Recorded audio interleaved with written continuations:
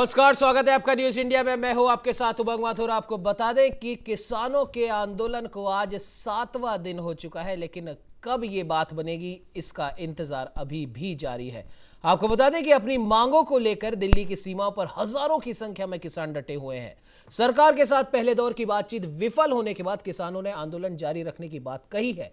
दूसरी ओर सरकार भी अब एक्टिव नजर आ रही है। गृह मंत्री अमित शाह के घर सुबह से ही कृषि मंत्री नरेंद्र तोमर और पीयूष गोयल पहुंचे और इन्हीं मंत्रियों ने किसानों से चर्चा भी की थी। तो वहीं अब 3 दिसंबर को सरकार और इन संगठनों के बीच अगले दौर की बातचीत होगी। किसानों के आंदोलन को देखते हुए नोएडा लिंक रोड पर स्थित चिल्ला बॉर्डर को बंद कर दिया गया है। लोगों से अपील की गई है कि वो नोएडा लिंक रोड की बजाय नोएडा जाने के लिए NH-24 और DND का इस्तेमाल करें। इसके अलावा सिंघू बॉर्डर भी बंद है। लामपुर, औचंडी समेत कई छोटे बॉर्डर्स को भी बंद कर दिया गया है। और सबसे बड़ी बात यहां पर यह है कि कल हुई जो वार्ता थी वो बेनतीजा निकली और अब किसानों की और सरकार की भी हम कह सकते हैं कि उम्मीद अब आने वाले कल की वार्ता पर टिकी हुई है, यानी कि 3 दिसंबर को भी किसानों के प्रतिनिधियों के साथ वार्ता रखी गई है। उसके बाद में ही किसी नतीजे पर पहुंचा जाएगा कि क्या किसान सड़क से उठ के वापस अपने खेत की तरफ रुख करेंगे या नहीं।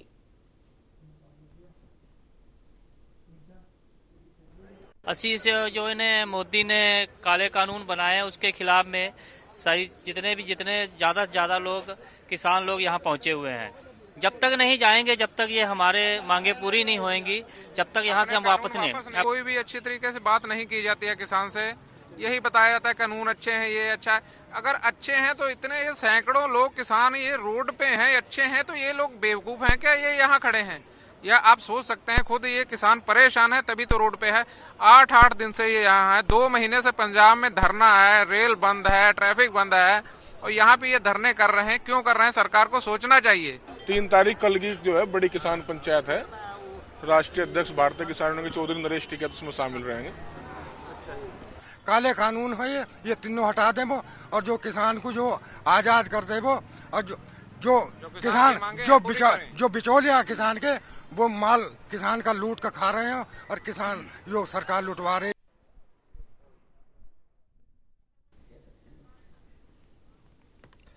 तो इस पर बात करने के लिए स्टूडियो से मेरे सहयोगी सुनील सुशीला शर्मा मेरे साथ में, और साथ ही साथ जयपुर से हमारे साथ में हमारे वरिष्ठ संवाददाता रमेश पुरोहित जी भी लाइव जुड़े हैं।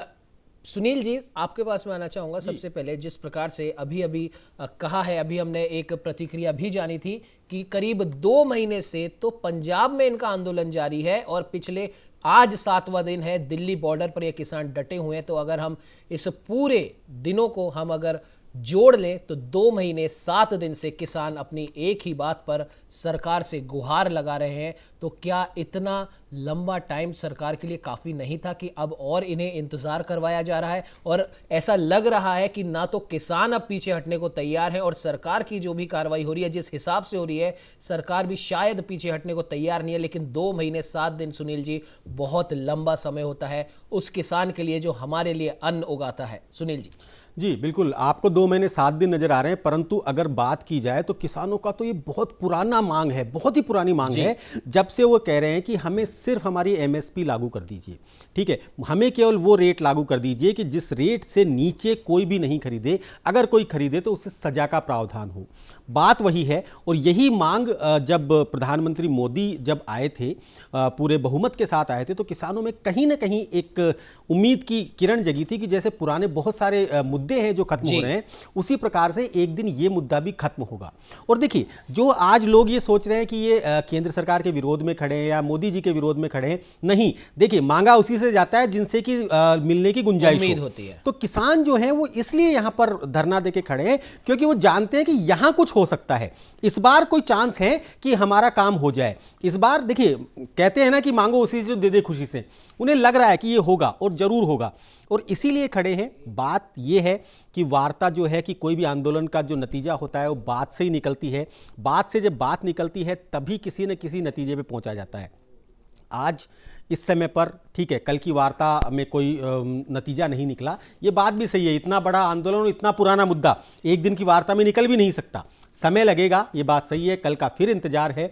आशा की नज़र से किसान देख रहे हैं, सर्दी में ठिठुर रहे हैं। अपने सड़क पर जो हम सबके डाइनिंग टेबल पर थाली पहुंचाते हैं, वो आज सड़क पर बैठकर अपनी रोटियां बना रहे हैं, पुरानी रोटियां गर्म करके खा रहे हैं, क्योंकि अन्नदाता है, अन्न को वेस्ट नहीं करना चाहते, अन्न का अनादर नहीं करना चाहते। आज वही अन्नदाता सड़क पर खड़ा है। बिल्कुल केंद्र सरकार को सुनना चाहिए और जल्दी सुनना चाहिए।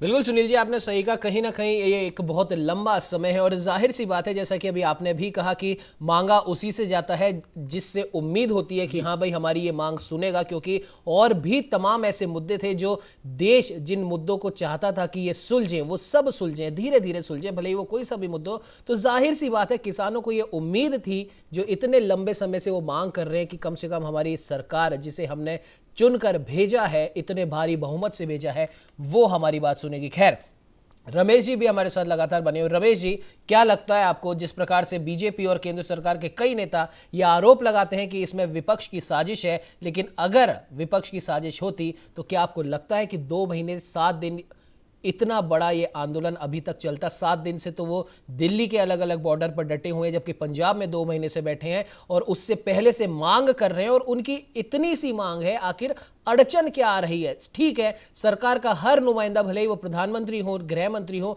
या अन्य कोई मंत्री हो, या बीजेपी का अन्य कोई कार्यकर्ता हो, या फिर केंद्र सरकार का कोई प्रतिनिधि हो, वो कह देते हैं कि एमएसपी तो कोई मुद्दा ही नहीं है, एमएसपी के ऊपर कोई बात है ही नहीं, और हम भी कह रहे हैं कि एमएसपी के नीचे कोई खरीद नहीं होगी। तो किसान सिर्फ इतना ही तो चाह रहे हैं कि आप उसे लिख दीजिए, आप हमें लिखित में आश्वासन दे दीजिए कि एमएसपी से नीचे कोई खरीद नहीं होगी। तो इतनी सी बात इतने लंबे समय से, क्या लगता है आपको कि किस वजह से पूरी नहीं हो पा रही है, या सरकार पूरा होने नहीं देना चाहती? रमेश जी।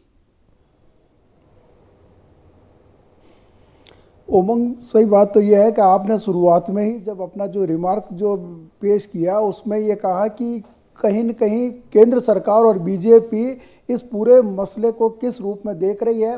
पॉलिटिकल अगर एंगल जो आपने एक शब्द का इस्तेमाल किया कि कहीं राजनीतिक जो है इसमें नहीं घुस रही है, तो किसानों का मसला आज से नहीं, बरसों से जो है राजनीतिक बहस और चर्चा का विषय रहा है।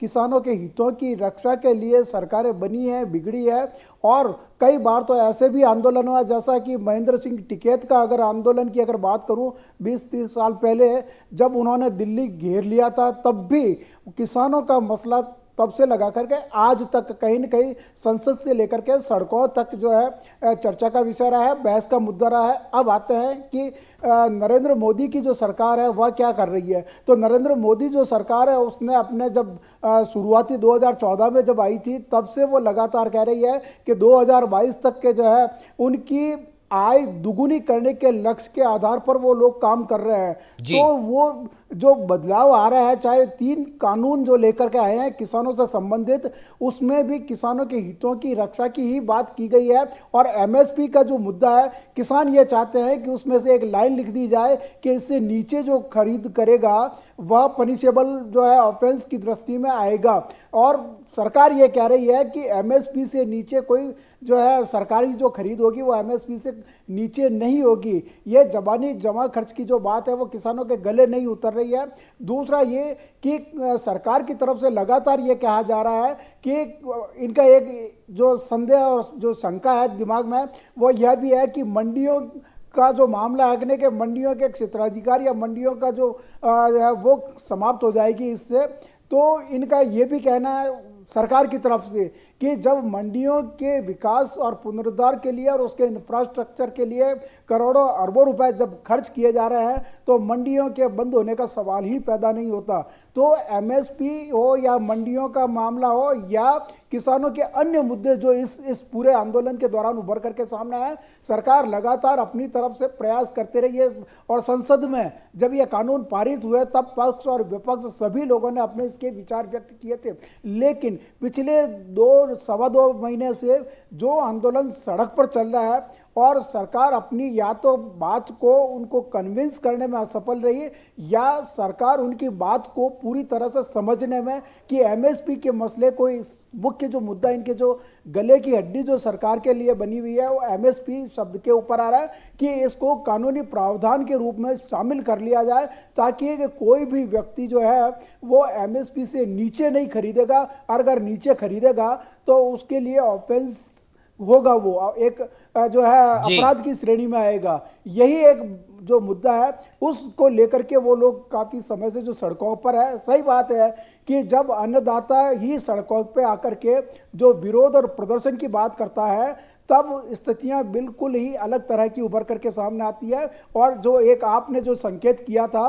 कि इसमें राजनीतिक, तो निश्चित रूप से ये राजनीतिक दबाव भी हो सकता है। कारण यह कि ये आंदोलन शुरू हुआ है पंजाब से और पंजाब में है कांग्रेस की सरकार, लिहाजा कांग्रेस की सरकार जो अमरिंदर सिंह है वो भी लगातार इसके विरोध में है। अशोक गहलोत सरकार जो है केंद्रीय कानूनों के जो विरोध में जो है अपना सदन में जो है मंतव्य पेश कर चुकी है।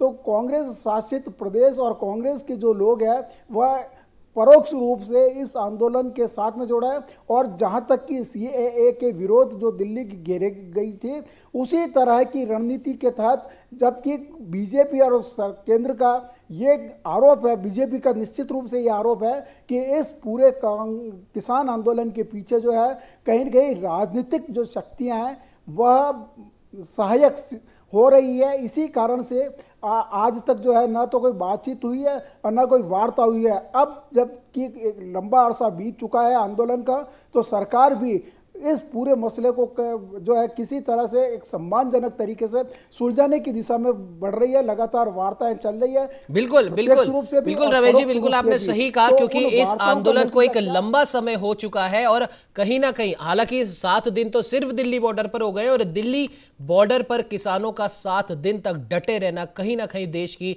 राजधानी के लिए, देश की राजधानी के लोगों के लिए और दिल्ली से आने और जाने वाले लोगों के लिए भी अब मुसीबत का सबब बनता जा रहा है। सुनील जी, आपके पास आना चाहूंगा। बार बार एमएसपी को लेकर जिक्र हो रहा है और एक और बात इस किसान आंदोलन से जो निकल के आ रही है, या जब इस आंदोलन को संसद में पेश किया जाना था तभी ये बात निकल कर आई थी, एक तो एमएसपी की और एक दूसरी बात ये है जो आरोप लग रहे हैं, जो इस कानून के खिलाफ जो आरोप लग रहे हैं, जो बातें की जा रही हैं वो ये की जा रही हैं कि इससे जो बड़े कॉरपोरेट घराने हैं सिर्फ और सिर्फ उन्हीं को फायदा होगा, बड़ी कंपनियां अपनी मनमानी करेंगी इन कृषि कानूनों की आड़ में। तो आपसे हम दोनों ही बातों पर एक विस्तृत एक चीज हम समझना चाहेंगे ताकि हमारे दर्शक भी समझे, क्योंकि लगातार कई विरोधाभासी की बातें की जा रही हैं तो जनता भी कंफ्यूज्ड और कहीं ना कहीं किसान भी ऐसा लग रहा है कि किसी ना किसी पसोपेश की स्थिति में है। क्योंकि अगर इसमें राजनीति नहीं हो रही होती तो आपको भी पता है सुनील जी, आंदोलन इतना लंबा नहीं चलता और कहीं ना कहीं ऐसा लग रहा है कि सीएए एनआरसी की तरह इस आंदोलन को भी कंफ्यूजन के चलते इतना लंबा खींचा जा रहा है। तो आपसे हम समझना चाहेंगे कि एमएसपी और जो दूसरी बात है बड़ी कंपनियां मनमानी करेंगी या स्टॉक करके रख लेंगी, इन सब बातों के पीछे के तर्क क्या है वो आपसे समझना चाहेंगे। सुनील जी। जी हाँ, सबसे पहली बात तो राजनीतिक जो बात है उसी पर हम बात करते हैं कि आंदोलन क्या राजनीतिक है। देखिए, किसान तो शुरू से राजनीति का मुद्दा बना हुआ है, किसान तो शुरू से राजनीति का बिंदु बना हुआ है। जिस दिन चुनाव होते हैं उस दिन सारी घोषणाएं किसानों के लिए होती है, कर्जा माफी से लेकर सब्सिडी तक की सारी बातें होती हैं। किसान तो बेचारा है ही राजनीति का एक मोहरा बना हुआ है, जिसे चुनाव से पहले वो बहुत अच्छी तरह याद होता है और चुनाव के बाद जैसे ही वो अपनी मांगे लेके जाता है तो कह दिया जाता है कि विपक्ष के द्वारा बरगलाया गया है। चाहे कोई सी पार्टी हो, दोनों पार्टियों की बात कर रहा हूं, तीनों पार्टियों की बात कर रहा हूं, किसी राज्य की किसी पार्टी की बात कर रहा हूं, किसान को तो हमेशा जब मांगे लेकर आया तो उसे विपक्ष का बता दिया गया। और जिस समय आप विपक्ष में थे उस समय आप उसको ये कहते हो कि आप जैसे ही हमारी सत्ता आएगी हम आपका काम कर देंगे, हम आपकी ये सब चीजें आपकी लागू कर देंगे। एमएसपी की बात करें तो एमएसपी की बात आज नई नहीं है। आज अगर एमएसपी की बात पर अगर कोई गुस्सा होता है, कोई ये कहता है कि एक सरकार के खिलाफ जा रहे हैं, इस सरकार के खिलाफ जा रहे हैं, तो वो गलत कह रहा है। महेंद्र सिंह टिकैत रैयत की आपने बात करी, महेंद्र सिंह टिकैत जैसा नेता असल में किसानों को चाहिए जो सारे किसान संगठनों को एक कर ले। आज की तारीख में हमारी इस डिबेट पर भी भारतीय किसान संघ के लोग भी आए हैं, उन्होंने भी कहा है कि हां हमें इसमें एक छोटा सा संशोधन चाहिए। मैं आपको बता दूं, भारतीय किसान संघ तो किसान संघ है, मतलब जो कि भारतीय जनता पार्टी से संबंध रखता है। अगर वो भी ये कह रहा है, ठीक है, वो आंदोलन में खुल के सामने नहीं आ रहे, परंतु वो कह रहे हैं कि हां हम जो आंदोलन कर रहे हैं, जो किसान हैं, उनकी इस बात से सहमत हैं कि इसमें एमएसपी की जो लाइन है सिर्फ एक लाइन लिख दीजिए, उसके बाद हम आपके पूरे कानूनों को अक्षरशः मानने को तैयार हैं। दूसरी बात ये, जो किसानों को डर लग रहा है जिस चीज का, वो बता रहा हूं ये कि इसमें जो आवश्यक वस्तु अधिनियम की जो एक्ट था, जिसमें किसी जिस तरह से अनाज है, दाल है, इन सब की स्टॉक करने पर लिमिट हुआ करती थी, आज उस लिमिट को समाप्त कर दिया गया है। अब आप ये देखिए, अगर कोई बिजनेस घराना, देखिए प्रॉफिट कोई बुरा शब्द नहीं है जी, अगर कोई बिजनेस घराना प्रॉफिट करने के लिए, बिजनेस करने के लिए जब बाजार में उतरता है तो सारी सीमाएं लांघ जाता है। उसे अगर हक है, उसके पास पैसा है, उसके पास जगह है, तो कितना भी स्टॉक कर सकता है। और जब वो स्टॉक करता है, उसके बाद जैसे प्रॉपर्टी के आप देखते होंगे, बहुत सारी जमीन लोग खरीद के रख लेते हैं और जब रेट उसकी अच्छी होती है उसके बाद बेचते हैं। बिजनेस में गलत नहीं है, परंतु जब हम इस बिजनेस की बात करते हैं, खेती की बात करते हैं, जिसे किसान बिजनेस नहीं समझ रहा, जिसे किसान उगाते समय बिजनेस नहीं समझ रहा, वो धरती मां बोलता है, वो उसे अपनी दुकान नहीं बोलता खेत को। वहां पर जब वो उगाता है तो लोगों का पेट भरने के लिए उगाता है, उसे तो रेट मिले बहुत कम और उसको स्टॉक करके उसके बाद जाए ब्लैक में, तो किसान का जो अन्नदाता होने की बात है ना, उससे उसे डर लगता है कि मैं अन्नदाता रहना चाहता हूं, अन्नदाता ही रहना चाहता हूं। आज की तारीख में आप कई खबरें देखते होंगे जिसमें भिंडी 40 रुपए किलो बाजार में उपलब्ध है, परंतु किसान को 1.5 से 2 रुपए किलो मिल रही है। किसान अपने खेत में जाता है, पूरी भिंडी पर ट्रैक्टर चला देता है। ये भोपाल की घटना है, देवास की घटना है। बैंगन वो जाके अपने गौशाला में गायों को खिला देता है, क्योंकि उसे उतनी रेट भी नहीं मिल रही जितनी कि वो ले जाकर मंडी में बेच सके, वो उसमें भी उसे घाटा लग रहा है। तो इसलिए मैं ये कहना चाह रहा हूं, किसानों को इन चीज़ों का डर है। किसान को इस चीज़ का डर है, आपने कहा कॉन्ट्रैक्ट फार्मिंग, बिल्कुल सही बात है, बहुत अच्छी चीज़ है कॉन्ट्रैक्ट फार्मिंग, परंतु उसमें सिर्फ उन्हें एक लाइन चाहिए कि कॉन्ट्रैक्ट फार्मिंग में, मान लीजिए कॉन्ट्रैक्ट फार्मिंग से उसने कुछ नई चीज़ उगानी शुरू की, जो चीज़ वो नहीं उगाता था, परंपरागत खेती कर रहा था, उसे जो मिल रहा था उससे कमा रहा था, उसने कॉन्ट्रैक्ट फार्मिंग में नई खेती करनी शुरू की, और नई खेती में क्योंकि बरसात की मार भी हो सकती है, मौसम की मार भी हो सकती है, उसे वो प्रोडक्ट नहीं मिला जो प्रोडक्ट असल में कंपनी को चाहिए था। कंपनी तो उसे नहीं खरीदेगी उस भाव में, कंपनी की भी अपनी मजबूरियां हैं, फिर किसान कहाँ जाएगा? न्यायालय भी नहीं जा सकता, वो उसे जाना पड़ेगा एसडीएम के पास। कुछ ये छोटे छोटे संशोधन हैं जो हमारे किसान चाहते हैं, और उन किसान वो उसी बात को वो वार्ता करना चाहते हैं, उसी बात को वो प्रधानमंत्री जी को समझाना चाहते हैं, कृषि मंत्री जी को समझाना चाहते हैं। सबसे बड़ी बात कि आप तो चलो सब कुछ छोड़ दो, आप तो सिर्फ इतना सा लिख दो कि एमएसपी से कम पे नहीं बेचा जाएगा, जो भी खरीदेगा उसको अपराध की श्रेणी में डाला जाएगा। अगर वो कर देंगे तो बाकी सब चीजों से हम जीत लेंगे, किसान का ये कहना है। बिल्कुल सुनील जी, जिस प्रकार से आपने इसके बारे में विस्तृत तरीके से बताया, तो जाहिर सी बात है कहीं ना कहीं हमारे दर्शकों को भी इसमें क्लियरिटी आई होगी कि एक्चुअल में किसान जिस चीज़ पे लड़ रहे हैं वो अनुचित तो बिल्कुल भी नहीं है। आपने बात की बड़े घरानों की, आपने बात की बिजनेसमैन की, और किसान जाहिर सी बात है अपनी धरती माँ को एक बिजनेस की तरह नहीं देखता है, वो तो उगाता है और उसको फिर बेचता है ताकि वो हमारा भी पेट भर सके और वो अपना भी पेट भर सके। और अगर इन कृषि कानूनों के बारे में जिस प्रकार से भी आपने बताया है, इसमें ऐसा लगता है कि किसानों के अहित में तो ये चीज़ नहीं है, लेकिन हाँ ये चीज़ ज़रूर है कि उसको आश्वस्त किया जाए। अगर कॉन्ट्रैक्ट फार्मिंग भी हो, अगर वो उससे करवाई जा रही है तो उसे आश्वस्त कराया जाए, प्राकृतिक तरीके से किसी भी प्रकार से उसको नुकसान होता है या उतनी चीज़ नहीं उत्पादकता होती उसकी, तब भी उसको उतने ही पैसे मिलेंगे जो तय हुए थे। यानी कि घूम फिर के वही सारी बात आ जाती है जो कि आकर रुकती है एमएसपी के ऊपर, कि एमएसपी से नीचे कुछ भी हो, भले वो कॉन्ट्रैक्ट फार्मिंग हो, रेगुलर फार्मिंग हो या किसी भी और अन्य तरह की फार्मिंग हो, एमएसपी से नीचे बिल्कुल भी खरीद नहीं होनी चाहिए। और अगर ऐसा सरकार सिर्फ एक लाइन मेंशन कर दे या फिर इस कानून के अंदर अमेंडमेंट कर दे कि ठीक है हमने हमारे किसान भाइयों की बात मान ली है, एमएसपी से नीचे कोई खरीद नहीं होगी, अगर होगी तो वो अपराध की श्रेणी में आएगा। और ठीक है, आप चाहते हैं कि एक दलील ये दी गई थी सुनील जी इसमें भी कि न्यायालय क्यों नहीं इसमें इंक्लूड किया गया, क्योंकि उनका कहना था कि किसान जरूरी नहीं है कि कोई बहुत बड़ा किसी के पास खेत खलियान हो, छोटे छोटे लोग भी अपनी जरा सी जमीन में भी खेती करते हैं। तो वो ये कह रहे थे कि इतना छोटा किसान क्या न्यायालय के चक्कर काटता रहेगा। हाँ, इसी में आपको इंटरप्ट करना चाहूंगा, एक बार एक चीज बीच में ऐड करना चाहूंगा जो मैं पहले नहीं कर पाया।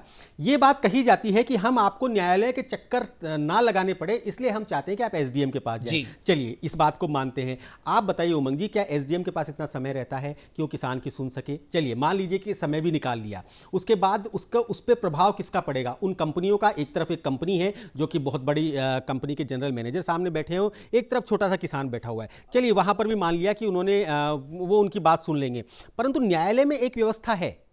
न्यायालय में व्यवस्था है कि आप अपना केस किसी एडवोकेट को बताएंगे, एडवोकेट आपको उसको प्रेजेंट करने का तरीका बताएगा, उसमें कौन सी धारा लग सकती है, किस तरह से चीज हो सकती है, आप जो बात कह रहे हैं उसे किस तरीके से कहा जाए।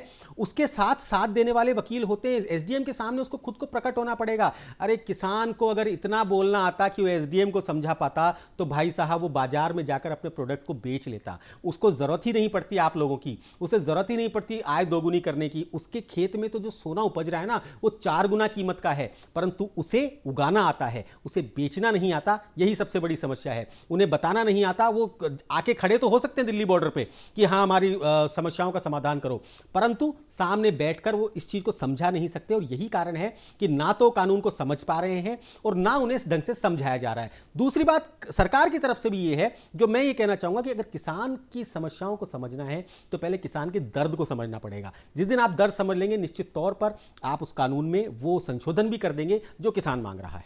बिल्कुल सुनील जी, सही कहा आपने बिल्कुल। और जाहिर सी बात है कि किसी व्यक्ति का, भले ही वो किसान हो या फिर अन्य कोई व्यक्ति हो, अगर उसकी उस मांग को समझना है कि आखिर वो असल में उसकी मांग क्या है, तो सबसे पहले उस मांग के पीछे की जो उसकी मेहनत है, जो उसका दर्द है, जो वो अपने खेत को जो अपना खून पसीने से वो सींचता है, उस भावना को समझना होगा। तब शायद आपको भी ये लगेगा कि हाँ एमएसपी से नीचे की खरीद की जो मांग है ये जायज़ है। और जब ये कृषि कानून बन रहे थे, हमने इस बारे में भी सुनील जी कई मरतबा चर्चा की है। पुरोहित जी, आपसे ये सवाल है, कई मरतबा इस बारे में चर्चा हुई है, आपको भी पता है। और जब ये कृषि कानून बन रहे थे उसके बाद में भी ये दलील दी गई थी कि हमने 300 से भी ज़्यादा कृषि विशेषज्ञों को बुलाया था, जो लोग भी कृषि के क्षेत्र में अपनी एक विशेषता रखते हैं, जिन्होंने पढ़ा है, उनको हमने बुलाया था और उनके साथ में सलाह मशवरा करके इस कानून का प्रारूप तैयार किया गया। तो आपत्ति तो यहां पर भी उठती है कि आपने थ्योरेटिकल यानी कि किताबी ज्ञान जिनको है आपने उन्हें तो बुला लिया, लेकिन जो वास्तव में जो उस खेत में हल चलाता है आपने उसको नहीं बुलाया। और शायद इसी वजह से इन कानूनों को लेते हुए इतनी ज्यादा दिक्कतें पेश आ रही है। क्या लगता है पुरोहित जी आपको? जी उमंग, इसी बात को मैं आगे बढ़ा रहा हूँ। 1-2 लाइन में आपको हरिओम पंवार जो एक ख्यातनाम जो है कवि है, बहुत पहले जब पहली बार राजस्थान आए थे और जोधपुर में उनका जो है अखिल भारतीय मुशायरा हुआ था, उसमें उन्होंने इसी बात को, जो मैंने महेंद्र सिंह टिकैत की जो बात कही थी, तो उस दौर को अगर याद करें तो उस समय भी हजारों किसानों ने जो है वो धरना दिया था, प्रदर्शन किया अपनी मांगों को लेकर के। तब उसने लिखा था कि मुट्ठी बीच बीच के खड़े हैं नौजवान, दिल्ली घेरने को चले जा रहे किसान, भूखे पेट फाड़ने लगे हैं संविधान, हो सके तो हो जा मेरे मुल्क सावधान। तब उन्होंने देश के नीति नियंताओं को स्पष्ट रूप से ये संकेत दे दिया था कि कोई भी अगर समस्या हो, कैसी भी समस्या हो, उस समस्या का समाधान भी आप लोगों को ही करना है। जो दिल्ली में बैठे हैं, जो नीति नियंता है, जो नियम और जो कानून बनाते हैं, उन लोगों की पहली जिम्मेदारी होती है कि वह आने वाली आहट को देखकर भांप ले और उस भांपते हुए उसके ऊपर कोई एक ऐसा निर्णय करे ताकि कि वो सबके लिए समान रूप से जो है स्वीकार्य हो। दुख की बात यह है कि लेकिन पुरोहित जी माफ कीजिएगा, बीच में आपको इंटरप्ट कर रहा हूं, यहाँ पर एक सवाल और उठता है किसानों के आंदोलन को लेकर के। जी एक सवाल छोटा सा मेरा आपसे ये है कि क्यों बार बार ऐसा होता है, हालांकि किसानों के इस आंदोलन के ऊपर हम बात कर रहे हैं, लेकिन फिर भी नरेंद्र मोदी सरकार के खिलाफ अगर हम देखें, गौर करें, तो जब से ये सत्ता में आए हैं तब से लेकर अभी तक ये दूसरा बड़ा आंदोलन है जो इतने लंबे समय से चल रहा है और इसमें लगभग पूरा देश हिस्सा ले रहा है। तो एक छोटा सा सवाल यहाँ पर यह बनता है, जो विपक्ष के द्वारा आरोप लगाए जाते हैं, क्या वाकई में जो केंद्र सरकार इस समय सत्ता में है, उनकी जो नीतियां जो निर्धारित करते हैं, वो लोग क्या वाकई में इतने ना समझ है कि उन्हें छोटी छोटी चीजें समझ में नहीं आती हैं? और अगर वो किसी नीति को निर्धारित करने में सरकार का सहयोग कर रहे हैं, उसके लिए कानून भी बन जाता है, तो ऐसे कानूनों के खिलाफ अगर इतनी बड़ी संख्या में लोग इकट्ठा हो जाते हैं तो कहीं ना कहीं सोचना तो सरकार को भी पड़ेगा कि हमारे द्वारा जब भी कोई नीति निर्धारित होती है कानून बनने से पहले, क्यों नहीं उसमें आम आदमी की हिस्सेदारी हो, क्यों नहीं उसमें उस व्यक्ति की हिस्सेदारी हो जिस व्यक्ति के लिए कानून बनाया जा रहा है। क्योंकि प्रैक्टिकल नॉलेज के हिसाब से अगर कोई भी चीज़ बनती है तो ये तो आप भी मानते होंगे, सुनील जी आप भी मानते होंगे, वो कभी खराब नहीं होगी। सिर्फ किताबी ज्ञान देखकर और परिस्थितियों के हिसाब को देखकर अगर हम कोई चीज़ हम निर्धारित कर लेंगे,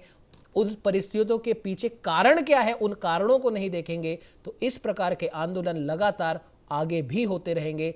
और सोचने की बात सिर्फ हमारे लिए है कि हमें अब तो जागना चाहिए। हम ये नहीं कह रहे कि केंद्र सरकार ने कुछ गलत करा है, लेकिन अब हमें जागना चाहिए और कोई भी कानून बनाने से पहले वास्तविक व्यक्ति, वास्तविक स्थिति और वास्तविक कारण देखने के बाद में उस पर आना चाहिए।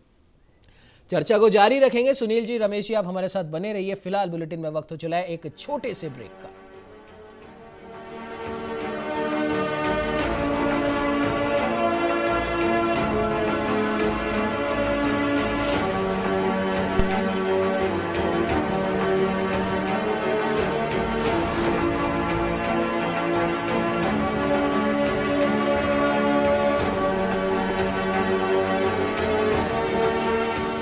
बढ़िया।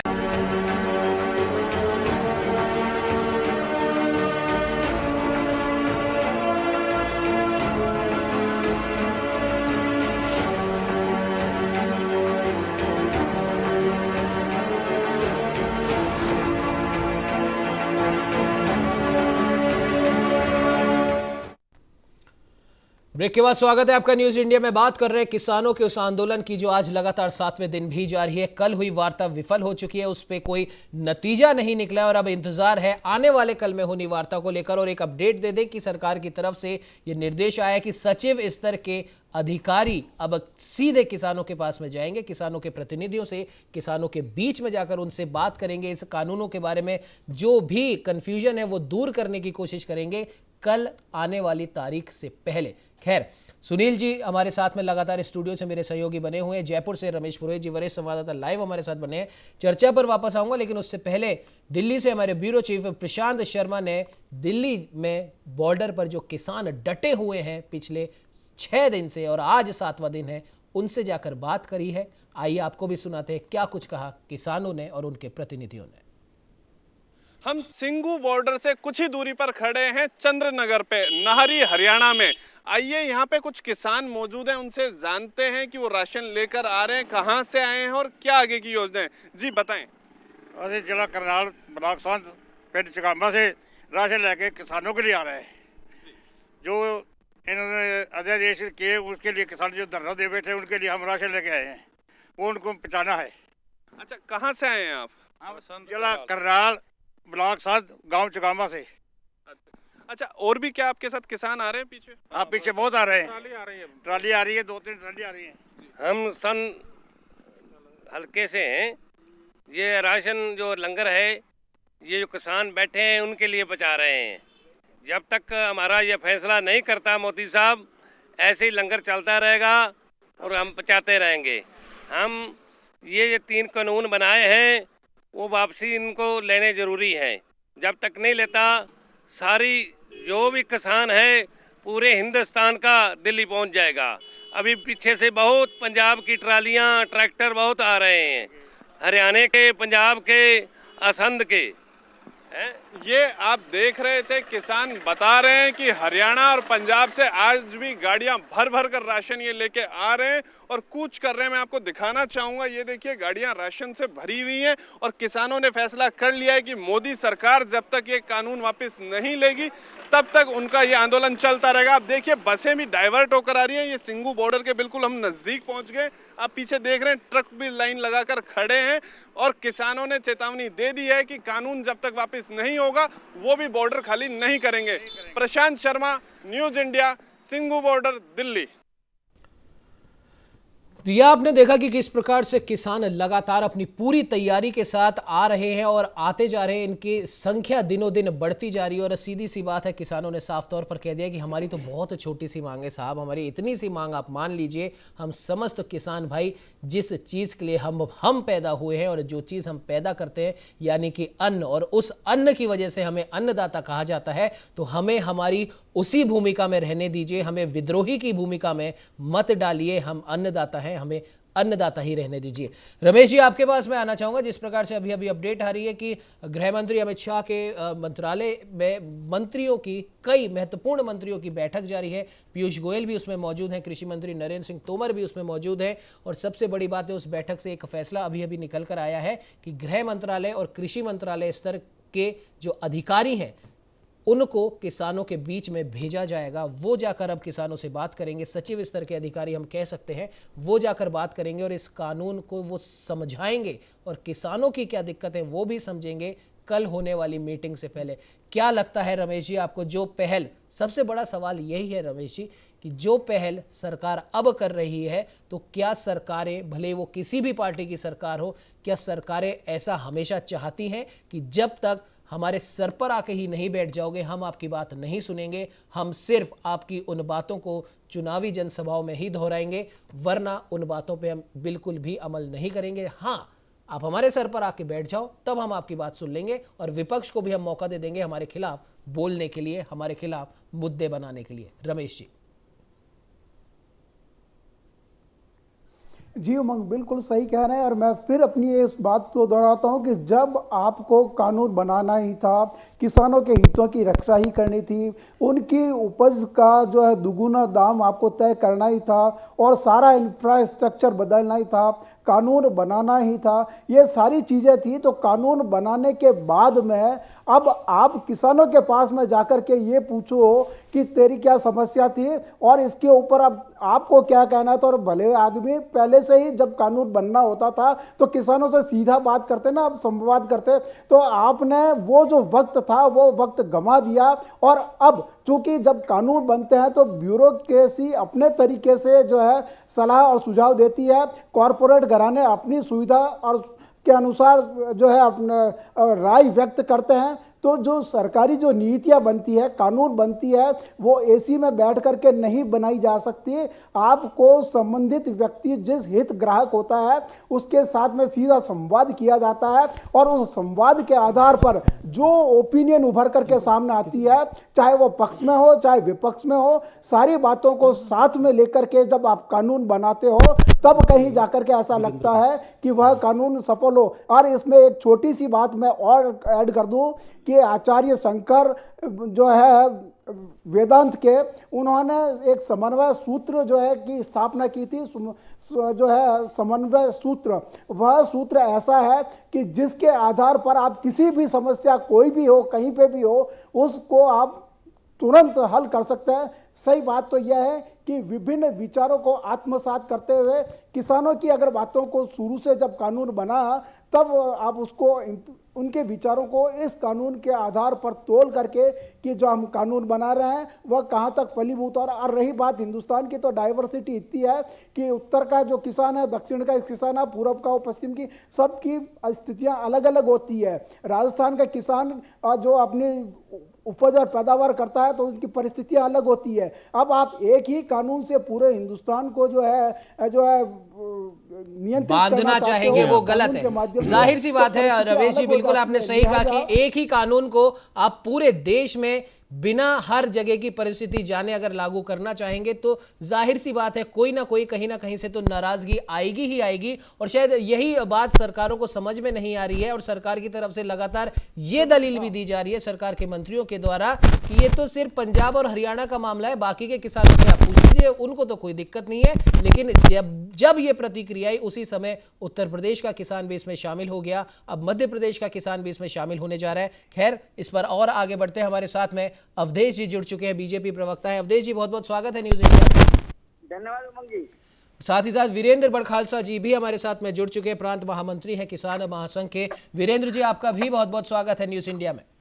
धन्यवाद धन्यवाद धन्यवाद जी। स्वागत है आपका हमारे इस कार्यक्रम में। एक सवाल जो सीधा सीधा आपसे पूछना बनता है, क्योंकि आप भारतीय किसान संघ से हैं, मेरी बात को नोट कीजिएगा, आप भारतीय किसान संघ से हैं, इसलिए आपसे प्रश्न पूछ रहा हूँ। लोग जो कह रहे हैं वो ये कह रहे हैं कि ये जितने भी किसान आंदोलन जो हो रहा है ये विपक्षी पार्टियों के बरगलाने पे हो रहा है, परंतु भारतीय किसान संघ को तो कोई विपक्षी पार्टी बरगला नहीं सकती। क्या कहना चाहेंगे इस बात पे? बिल्कुल वीरेंद्र जी, इस सवाल में एक छोटा सा पॉइंट और मैं जोड़ना चाहता हूं। जैसे कि सुनील जी ने भी कहा कि विपक्षी पार्टियों की तरफ से लगातार ऐसा कह रही है केंद्र सरकार की, विपक्षी पार्टियों की ओर से इन किसानों को बरगलाया जा रहा है, उन्हें भड़काया जा रहा है। क्या आपको लगता है कि किसानों को कोई भड़का भी सकता है या किसान महासंघ को कोई भड़का सकता है उस चीज के लिए जो इन किसानों का बुनियादी हक है? एमएसपी की यहां पर बार बार बात हो रही है और अभी अभी किसानों की प्रतिक्रियाएं भी हमने दिखाई थी। 2 महीने से तो वो पंजाब में आंदोलन कर रहे हैं और आज 7वां दिन उन्हें दिल्ली बॉर्डर पर हो चुका है। तो 2 महीने और 7 दिन से अगर कोई व्यक्ति आपको कुछ सुनाना चाह रहा है, आपसे बात करना चाह रहा है, तो क्या आपके पास इतना भी समय नहीं है या उसकी उस मांग को समझने के लिए आप उसके पास तक भी नहीं जाना चाहते हैं? वीरेंद्र जी, ये जब पहले इसका प्रारूप आया था जी, तभी इसके ऊपर ऐतराज जताया था और इसमें ये कहा था कि एक मैंडेटरी इसके ऊपर एमएसपी करना चाहिए और इसमें काफी सुझाव दिए थे कि जो इसमें एसडीएम की कोर्ट वाला जो चैप्टर है, ये जो इश्यूज हैं, तो इनके बारे में बताया था सरकार को कि एमएसपी जो दूसरा था ये अपना एसेंशियल कमोडिटी एक्ट जो 1955 जो था, इसके बारे में भी बताया था कि आप एकदम इतना खुला मत छोड़िए और इससे क्या होगा कि किसान इतना समझदार या इतना बड़ा योजनाकार नहीं होता, उसकी योजना उसके खेत तक ही होती है और बाकी योजनाओं को तो सरकार ने बनाना होता है। तो ये पूरी तरह से सरकार ने हल्के से ले लिया और इतना हल्के से ले लिया कि किसान संघ की उस बात को भी इन्होंने माना नहीं। और हम लोगों ने इस बारे में लगभग 2.5 लाख मेल प्रधानमंत्री कार्यालय में, कृषि मंत्रालय में भेजे हैं, पूरे देश से लगभग 14,000 गाँव से। तो ऐसी स्थिति के बाद ये जब हमने बता दिया, उसके बाद भी अगर ये तो होना ही था। आपको रोकना चाहूंगा, आप सवाल को टाल रहे हैं वीरेंद्र जी। वीरेंद्र जी, सवाल ये पूछा गया कि क्या आपको लगता है कि आंदोलन केवल विपक्षी पार्टियों के द्वारा भड़काने के कारण हुआ है? मैं टालने का काम अपने यहाँ नहीं होता, मैं आपको क्लियर बता रहा हूँ ना। उसके बाद बात आती है विपक्षी तो अपना काम करेंगे ना। जब आप खुले में गुड़ फेंक दोगे और फिर आप बोलोगे इसमें मक्खियां आती है, तो आएंगी वो, तो चींटियां आती है आएंगी वो, तो हर आदमी को अपना काम करना होता है। खालिस्तानी को अपना काम करना होता है, दूसरे संगठन भी, जो देश विरोधी संगठन वो भी अपना काम करेंगे। तो इसलिए आप ऐसी स्थिति पैदा ही क्यों करते हो, गुड़ को खुले में डालते ही क्यों हो? तो इसलिए हम लोगों ने ये सारी बातें सरकार के सामने रखी। दूसरी बात, हम इस आंदोलन के जो इसका जो दूसरा पक्ष है, जिससे आम जन और राष्ट्र की हानि का जो विषय है, भारतीय किसान संघ 1979 में इसकी स्थापना हुई थी, तब से हमने तय किया था कि कहाँ जहां पर जन की हानि होती है, जहां पर देश और समाज के राष्ट्र के नुकसान की बात आती है, हम अगर थोड़ी सी देर के लिए अगर इस दिशा में इसी प्रकार से आंदोलन चलने शुरू हो गए हैं, तो ये आंदोलन मेरे घर के सामने होता है, सामने है। तो वहां पर मैंने देखा है एक पीड़ित आदमी उसमें एम्बुलेंस में पड़ा है और उसको रास्ते ढूंढता घूम रहा है कि वो कहाँ जाएगा, वो आदमी बताएगा नहीं आंदोलन के बारे में। इसलिए दोनों बातें अलग है। अगर आपका बेटा आपसे नाराज है तो नाराजगी का मतलब सर में ईंट मार के भागेगा, ये थोड़ी होता है।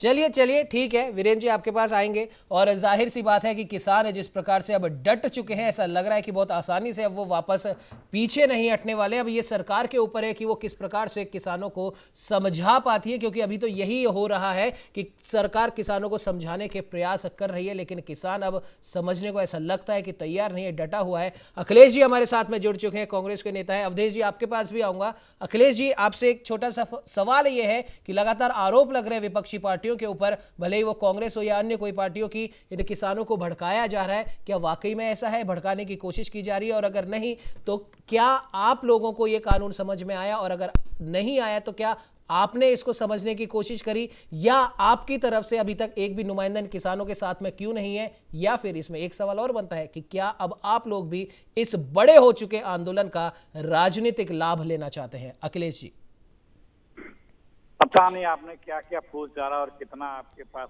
ज्ञान है। क्या हमें आज इस किसान बिल की जानकारी नहीं है, आपने ये पूछा जी? क्या हमें जानकारी नहीं है? इसकी जानकारी आपको कैसे हुई कि हमें जानकारी नहीं? किसान बिल पार्लियामेंट में किस तरह से बहस हुआ, कैसे पास कराया गया, फिर राज्यसभा में किस तरह से पास कराया गया, संसदीय इतिहास का वो काला दिन आपको याद होगा जी, डिवीजन के बाद भी। और आप सवाल ऐसे करते, ऐसा लग रहा है कि हम लोगों को या किसानों को या किसी को कुछ पता ही नहीं है बिल के बारे में। सिर्फ मोदी जी को ही पता है और मोदी जी बता रहे हैं किसान गुमराह है। अरे किसान बिल तो पहले इसका कहना बंद कर दीजिए जी। ये कारपोरेट बिल है।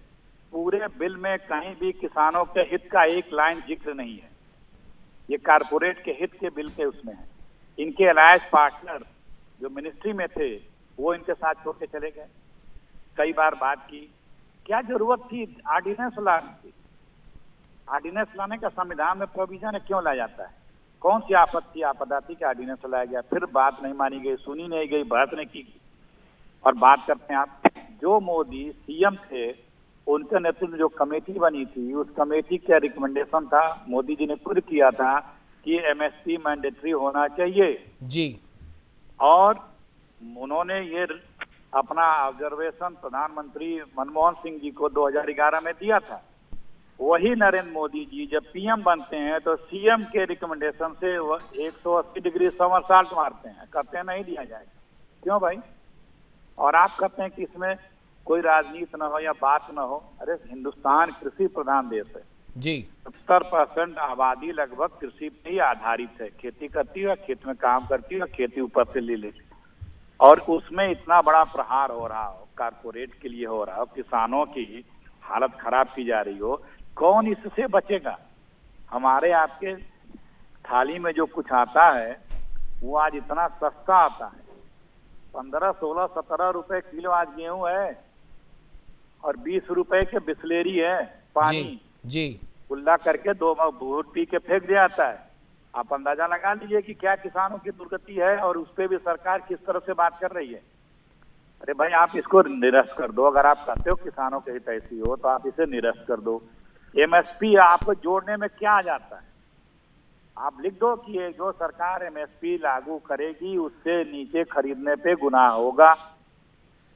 जो बिल्कुल अखिलेश जी, माफ कीजिएगा बीच में आपको इंटरप्ट कर रहा हूं। ये सवाल इसलिए भी जरूरी था क्योंकि आपकी पार्टी से अभी तक एक भी व्यक्ति वहां पर नहीं पहुंचा है। इसके या तो 2 ही कारण हो सकते हैं, या तो किसानों ने आपको मंच नहीं दिया और या फिर किसान अब किसी भी पार्टी पर भरोसा नहीं करते, क्योंकि सरकारें किसी भी पार्टी की हो हमेशा ठगा तो सिर्फ किसान जाता है। आप बोल रहे हैं कि किसानों के हितैषी हैं आप, तो राजस्थान में देख लीजिए वहां पर क्या हो रहा है, पंजाब में देख लीजिए वहां पर क्या हो रहा है, और आप बोलेंगे तो मैं आपको सबूत के साथ बता दूंगा। इसलिए मैंने ये पूछा था कि क्या इस बड़े हो चुके आंदोलन का अब राजनीतिक लाभ लेने की कोशिश की जा रही है, क्योंकि राजस्थान में किसानों की क्या हालत है वो भी किसी से छुपी नहीं है। वहां तो आपकी सरकार है ना।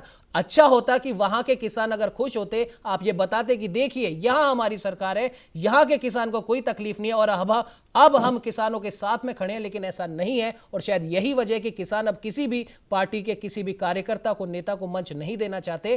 क्या ऐसा है? और अगर ऐसा नहीं है तो आप के यहां से कोई वहां पर क्यों नहीं अभी तक पहुंचा, और क्यों नहीं आप वहां पर आगे जाके खड़े होते हैं कि लीजिए हम किसान के हितैषी और हम ये साबित कर रहे हैं और हम खड़े हैं आपके साथ? अखिलेश जी, आपको ज्ञानता का अभाव है, बहुत बड़ा अभाव आप में है जी। आपको चीजों की जानकारी नहीं है, बस कपोल कल्पित प्रश्न आप किए जा रहे हैं।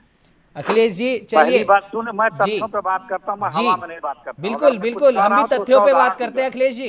हाँ सुनिए, मैं कुछ कह रहा हूँ तो मैं उसका उदाहरण दूंगा जी। आप बेफिक्र होकर सुन लीजिए, अगर सुनने का बोलिए आपके पास। और आपने पहला प्रश्न किया कि किसी को मंच दिया नहीं जा रहा है कांग्रेस को, या कोई गया नहीं, तो आपको जानकारी होनी चाहिए। सुरजेवाला जी से लगाए तमाम नेता गए और मंच भी मिला, लेकिन ये किसानों का आंदोलन है, कांग्रेस पार्टी के लेग द्वारा नहीं है। हम उनके समर्थन में हैं, हम उनका नेतृत्व नहीं कर रहे हैं, पूरा देश उनके समर्थन में है जी। ये किसान खुद आंदोलन कर रहे हैं, खुद सड़कों पे है। तो इसलिए ये समझिए कि आप हमारी पार्टी का कार्यक्रम नहीं है, हम उनके साथ हैं, लीड वो कर रहे हैं। दूसरी बात, खुशहाल किसानों की बात जो आप कर रहे हैं, चाहे राजस्थान जहां भी कांग्रेस की सरकार, जी जी, हम लोगों ने कृषि ऋण भी माफ किए, उनको सुविधाएं भी दी, उनको कई जगह तो हम एमएसपी से ज्यादा दे भी रहे हैं। एमएसपी पे खरीद भी हो रही है, ईमानदारी से भी हो रही है, ब्लैक मार्केटिंग नहीं हो रही है जी। किसानों के लिए कांग्रेस पार्टी ने ही 77,000 करोड़ रुपए ऋण माफी किए थे जी। और जहां जहां कांग्रेस की सरकारें हैं, पंजाब, राजस्थान और छत्तीसगढ़, यहाँ हम लोगों ने किसानों के ऋण भी माफ किए, मध्य प्रदेश में भी। तो ये आपको जानकारी का अभाव था कि हम लोग किसानों के लिए नहीं कुछ किए। चलिए अखिलेश जी, आपने तो सीधे तौर पर हम पे ही आरोप लगा दिया कि हमें जानकारी का अभाव है। नहीं नहीं अखिलेश जी सुनिए, हम आरोप नहीं लगा रहे, ये सवाल इसलिए उठते हैं और आप ऐसा मत सोचना कि हम सिर्फ आप लोगों के ऊपर ही सवाल उठा रहे हैं। बीजेपी से भी हमारे साथ में प्रवक्ता जुड़े, उनसे भी हमारा यही सवाल है कि हर पार्टी दावा तो करती है कि किसानों की हितैषी है। आप राजस्थान की आप बात करते हैं, मध्य प्रदेश की आप बात करते हैं, कृषि ऋण माफ हो गए। क्या आपको पता है कि वाकई में कृषि ऋण माफ हो गए? सभी किसानों के कृषि ऋण माफ हो गए जो कांग्रेस दावा करती है? क्या आप इस चीज की गारंटी ले सकते हैं? फिर मैंने कहा कि आपको जानकारी का अभाव। चलिए आप हमें बता दीजिए ना अखिलेश जी, आप बता दीजिए ना। मैं तो आपसे सीधा सा सवाल कर रहा हूं, आप क्योंकि आप हम पर आरोप लगा रहे हैं, आप हमें बोल रहे हैं कि हमें जानकारी का अभाव नहीं है। आपसे सीधा सा सवाल है, क्या आप गारंटी के साथ कह सकते हैं कि राजस्थान, मध्य प्रदेश या और भी जहां पर, मध्य प्रदेश में तो चलिए अब आपकी सरकार है ही नहीं, लेकिन पंजाब, राजस्थान या जहां पर भी सरकारें हैं वहां पर हर किसान का कृषि ऋण माफ हो चुका है, इसकी गारंटी ले सकते हैं आप? देखिए, आप बहुत गलत आदमी से बात कर रहे हैं। मेरे पास जितने तथ्य रहते हैं आपको कुछ जानकारी नहीं। आप तो सिर्फ इतना बता दीजिए, आप तो सिर्फ इतना बता दीजिए अखिलेश जी, क्या आप गारंटी के साथ कह सकते हैं? अरे बीच मत पूछिए भाई, मैं नहीं तो आप बताइए ना, आप इस बात को लंबा मत खींचिए अखिलेश जी, सीधे सवाल का सीधा जवाब। आप गारंटी ले सकते हैं? अरे मैं बोलने तो दीजिए जी। इन चारों राज्यों में जो भी मानक तय करके किसानों का ऋण माफ किया गया था जी, अभी 2 महीना पहले जो पार्लियामेंट चला था उसमें सवाल के जवाब में पार्लियामेंट में बताया गया है। और अभी 10 मिनट आधे घंटे बाद फिर फोन करेगा तो मैं चिट्ठी भी वो पार्लियामेंट का जवाब पढ़ के सुना दूंगा। मैं कहीं बाहर हूं तो अभी आपको अपने घर में रखे हुए वो जवाब वो पढ़ के सुना देता कि किस तारीख का है, किस किस राज्य में कितना कांग्रेस ने माफ किया है, और पार्लियामेंट में जवाब में है। और आप हमसे सवाल कर रहे हैं। मैंने कहा ना, आप गलत आदमी से सवाल कर रहे हैं। सवाल तो अखिलेश जी होते हैं, और अगर ऐसा होता तो मध्य प्रदेश में ज्योतिरादित्य सिंधिया किसानों के ही मुद्दे को लेकर पार्टी छोड़कर नहीं जाते। राजस्थान के अंदर इतनी ज्यादा खींचातानी नहीं होती। मैं आपको बता देता हूं अखिलेश जी, आप मेरे से पूछ रहे थे ना कि जानकारी का, आप सुन लीजिए अखिलेश जी, आप भी सुन लीजिए, मैं आपको बता देता हूं। आप बोलते हैं कि आप किसानों की बात कर रहे हैं, किसानों के हितैषी हैं। जोधपुर का मैं आपको उदाहरण दे देता हूं। जोधपुर में किसानों का एक बहुत बड़ा आंदोलन हुआ था, 2 दिन 3 दिन वो चला। वहां पर एक युवा किसान नेता की मौत हो गई थी, सरकार का एक प्रतिनिधि वहां नहीं पहुंचा, और आप हमें बोल रहे हैं जानकारी का अभाव है। आपने लोन पे पूछा, लोन पे बात कर रहा हूं मैं। आंदोलन कहाँ हुए उसकी बात मैं नहीं कर रहा। चलिए अखिलेश जी, आपने बताया कि आपके पास शब्द बहुत सारे हैं। अखिलेश जी, कृषि ऋण पे आपने बात की, कोई बात नहीं, कृषि ऋण पे ही बात कर रहा हूँ। अगर आप 20 मिनट बाद मुझे फोन करिए तो मैं वो जवाब की क्वेश्चन नंबर सहित आपको बता दूं। अखिलेश जी सुन पाएंगे, आपके पास बहुत सारे शब्द हैं, हमारे पास थोड़े शब्द हो सकता है कम हो, हम अनुभव में हो सकता है थोड़े आपसे कम हो, हमारे पास जानकारी हो सकती है थोड़ी कम हो, परंतु एक सत्य बताऊं आपको, सत्य यह है कि किसान आज भी सड़कों पर अकेला लड़ रहा है, चाहे वो कोई सा भी आंदोलन हो। आपके पास शब्द बहुत हैं, लेकिन उन शब्दों का प्रयोग आप केवल ट्विटर पे कर रहे हैं। ट्विटर वार चल रहा है, ट्विटर के साथ आप समर्थन कर रहे हैं, किसानों के साथ खड़े नजर नहीं आ रहे। जिस दिन किसानों के साथ खड़े नजर आएंगे ना, उस दिन आप कह सकते हैं कि हमारे पास जानकारी का अभाव है, हमारा वो नेता वहां गया, हमारा वो नेता वहां गया, हमारा वो नेता वहां खड़ा है। नहीं, आप केवल और केवल ट्विटर पर अपने जो शब्द हैं उन्हें प्रयोग कर रहे हैं, नेताओं के, किसानों के साथ नहीं है। आपसे मैं बोलूं, हमें आपसे ये सर्टिफिकेट नहीं चाहिए कि हम जमीन पर लड़ते हैं कि नहीं लड़ते हैं। आप उत्तर प्रदेश में या कहीं भी आके देखिए, कांग्रेस पार्टी काम कर रही है। सड़क पर यूपी में कौन दिखा अब तक पिछले 2 सालों से? कहीं दिखा कोई किसी भी कार्यक्रम में? सारी लड़ाइयां हम लोग लड़ रहे हैं, किसानों की हो, चाहे नौजवानों की हो, चाहे महिलाओं की हो। कौन लड़ रहा है? यह बात अलग है कि हम लोगों को जगह कम मिलती है, मीडिया में नहीं मिलती है, नहीं के बराबर मिलती है। हम किसी पे आरोप नहीं लगा रहे, लेकिन जो आपने बात कही ना तथ्यों की, हम ही लोगों ने माफ किया, हम ही लोग किसानों की बात करते हैं।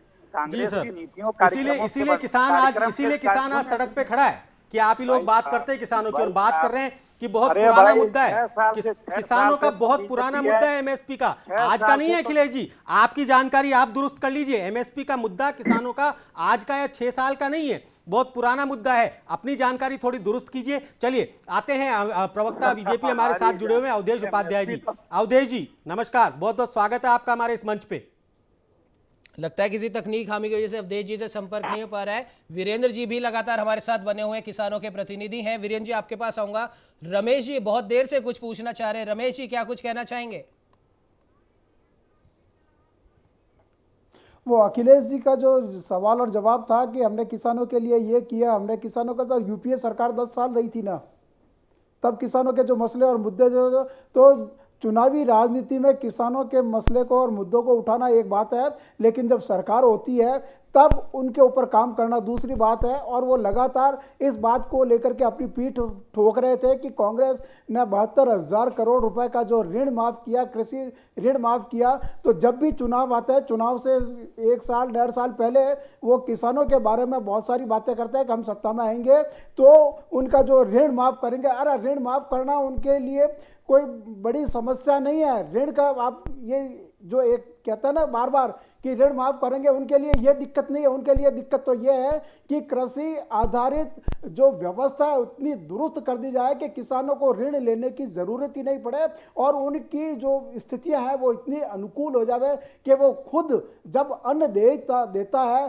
तो आर्थिक रूप से भी इतना संपन्न हो जाए। सिर्फ और सिर्फ कृषि ऋणों को माफ करके आप कृषि हितैषी बनने की जो बात बार बार की जा रही है वह कतई उचित नहीं है। किसानों को इतना मजबूत बना दिया जाए कि वे खुद ही सक्षम हो जाए कि ना तो बैंकों के पास जाना पड़े, साहूकारों के पास जाना पड़े और पैसा उधार लेकर के उनको काम करना पड़े। ऐसी व्यवस्था बनाने के लिए कांग्रेस को भी बहुत वक्त मिला था केंद्र में सरकार के रहते हुए।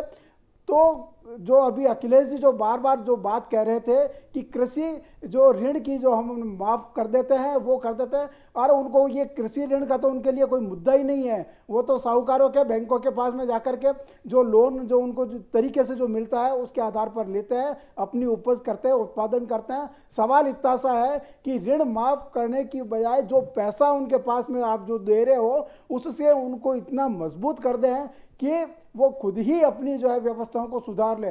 तो व्यवस्थाओं को सुधारने का जो सबसे पहली जो जिम्मेदारी है वह इन राजनीतिक दलों की है कि वो इस तरह के जो है वायदे और इरादे लोगों को न करें कि हम मुफ्त में बिजली दे देंगे, हम ये कर देंगे, हम वो कर देंगे। उनको वो ज़रूरत नहीं है। उनको तो सिर्फ आधारभूत सुविधाएं और ऐसी एक संरचना, एक व्यवस्था दुरुस्त कर दी जाए ताकि वो खुद ही अपनी जो है खेत में इतना उपज और पैदावार कर दे, आर्थिक रूप से सक्षम हो जाए। बिल्कुल बिल्कुल पुरोहित जी। और जैसे सबसे बड़ी बात ये भी है कि किसान को ऋण माफी की आखिरकार जरूरत ही क्यों पड़ती है। और हम ये सिर्फ और सिर्फ थोड़ा इसको गलत ले गए अखिलेश जी कि हम इसको ये नहीं कह रहे कि कांग्रेस की गलती है या किसी और की गलती है। ये गलती हर उस राजनीतिक दल की है जो सिर्फ और सिर्फ चुनावी मुद्दों के नाम पर किसानों की बात करता है, बेरोजगारों की बात करता है, महिलाओं की बात करता है।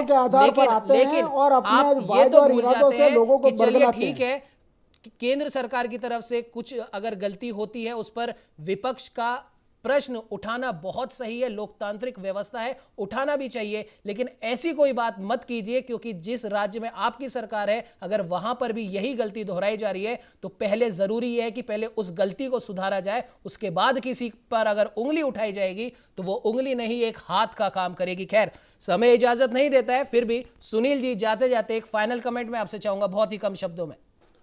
जी बस मैं इतना सा कहना चाहूँगा कि किसान सर्दी गर्मी छोड़कर जब खेत में डटा रहता है और तब तक डटा रहता है जब तक फसल नहीं पक जाती है, तो बिल्कुल उसी प्रकार आपने अभी एक वॉक थ्रू सुना था, उसमें बताया कि हम राशन लेके निकले हैं। तो और एक मुहावरा भी आपने सुना होगा, राशन पानी लेकर चढ़ना। तो किसान असल में राशन पानी लेकर चढ़ चुका है और वो पूरी तरीके से इस बार मूड बना के आया है कि कुछ ना कुछ आर या पार की लड़ाई करेंगे। देखते हैं क्या होता है, ये समय बताएगा। बिल्कुल आर्या पार की लड़ाई के मूड में ही अब की बार किसान सड़कों पर आए और किसानों ने भी साफ कर दिया कि हम यहाँ पर किसी पार्टी का एजेंडा लेकर नहीं आए हैं, ये हमारी खुद की लड़ाई है। और शायद यही वजह है कि कोई भी अन्य दल की पार्टी का कोई भी कार्यकर्ता या नेता वहां नहीं पहुंच पा रहे, और अगर पहुंचता भी है तो किसान उसको मंच नहीं देते हैं, क्योंकि उन्हें पता है अगर राजनीतिक पार्टियां इसमें इन्वॉल्व होती हैं तो ये एक सिर्फ और सिर्फ एक राजनीतिक आंदोलन बनकर रह जाएगा। खैर, इस चर्चा में इतना ही। अखिलेश जी बहुत बहुत धन्यवाद आपका हमारे साथ जुड़ने के लिए। अवधेश जी आपका भी बहुत बहुत धन्यवाद। वीरेंद्र बड़खालसा जी आपका भी बहुत बहुत धन्यवाद हमारे साथ में जुड़ने के लिए। सुनील जी, रमेश जी आपका भी बहुत बहुत धन्यवाद। और अब देखने वाली बात ये होगी कि लगातार 7वें दिन भी यह आंदोलन जारी है। किसान डटा हुआ है, राशन पानी लेकर आ चुका है और कह दिया है कि अगर हमारी एक बुनियादी चीज नहीं मानी गई तो यह आंदोलन न जाने कितने दिन और चलता है, ये उन्हें भी नहीं मालूम, लेकिन वो डट चुका है, कमर कस चुका है। और जो किसान सर्दी गर्मी बरसात में खेती में हल चलाने से नहीं थकता, वो इन छोटी छोटी चीजों से थक जाएगा, ऐसा सोचना भी बेईमानी है। और अब जरूरी है कि सरकार सिर्फ समितियां ना बनाए, सिर्फ लोगों को ना भेजे, बल्कि एक ठोस कदम उठाए और जो जरा सी इन किसानों की मांग है उसे सुलझाए, ताकि हमारा अन्नदाता वापस अपने खेतों की ओर लौट चले। फिलहाल इस चर्चा में इतना ही। देश दुनिया की तमाम खबरों को जानने के लिए आप बने रहिए हमारे साथ और देखते रहिए न्यूज़ इंडिया।